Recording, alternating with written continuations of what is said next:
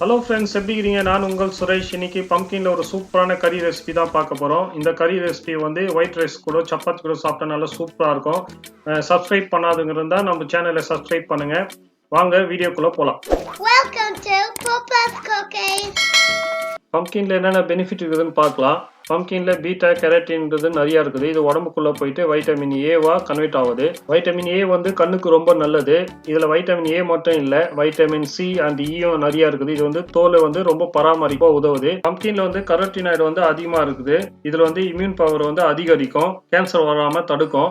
Metabolic syndrome வந்து கட்டுப்படுத்த உதவுது. மெட்டபாலிக் சிண்ட்ரோம் என்னன்னாக்கா சக்கரை வியாதி, உடல் பருமன், ரத்த கொதிப்பு, இதெல்லாம் தான். இது வந்து இதை கண்ட்ரோல் பண்றதுனால இருதயத்துக்கு ரொம்ப நல்லது, ஸ்ட்ரோக் வராம தடுக்குது. வாங்க ரெசிபிக்குள்ள போலாம். ஒரு பேன்ல ஆலிவ் ஆயில் சேர்த்துக்குங்க. சேர்த்துட்டு நல்லா சூட் பண்ணிக்கோங்க. எண்ணெய் சூடானதும் கடுகை போட்டு பொரிய விடுங்க. கடுகு நல்லா பொரிஞ்சு வந்தோடனே சீரகத்தை சேர்த்து தாளிச்சிங்க. இப்போ வந்து வெட்டி வச்சு பூண்டை வந்து சேர்த்துட்டு நல்லா வதக்குங்க. பூண்டு வந்து ஆயிலில் வதங்கும் போது நல்லா சூப்பராக இருக்கும் வாசனை. இப்போ வந்து கருவேப்பிலையை போட்டு தாளிச்சிங்க. 2 காஞ்ச மிளகாய் போட்டுட்டு நல்லா மிக்ஸ் பண்ணி விடுங்க. இப்போ வந்து வெட்டி வச்ச பூசணிக்காவே போட்டுக்கலாம். இந்த பார்த்தீங்கன்னா பம்ப்கின் வந்து நல்லா கலர்ஃபுல்லாக இருக்குது பார்த்தீங்களா.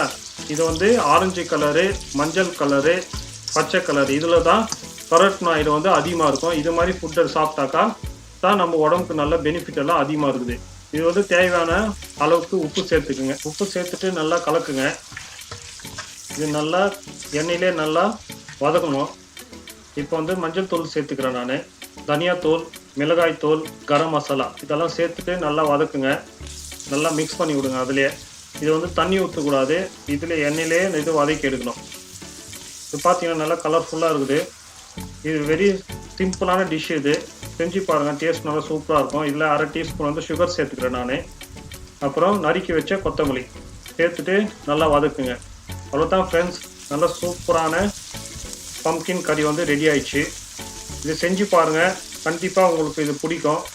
இது வந்து ரொம்ப ஹெல்த்தியான டிஷ். இது இந்த கறியை வந்து நல்லா சூடான ரைஸில் போட்டு மிக்ஸ் பண்ணி சாப்பிட்டா நல்லா அட்டகாசமாக இருக்கும்.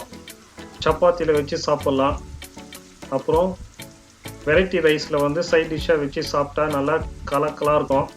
ட்ரை பண்ணி பாருங்கள்.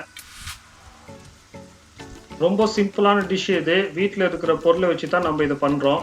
இந்த டிஷ்ஷு வந்து உங்களுக்கு பிடிக்கும் நான் நம்புகிறேன். பிடிச்சா லைக் பண்ணுங்கள், ஷேர் பண்ணுங்கள், சப்ஸ்கிரைப் பண்ணாதவங்க இருந்தால் சப்ஸ்கிரைப் பண்ணுங்கள். மீண்டும் நம்ம அடுத்த வீடியோவில் சந்திக்கலாம். பாய்.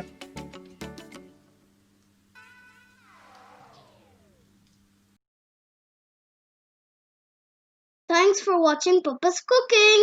Don't forget to like, share, and subscribe.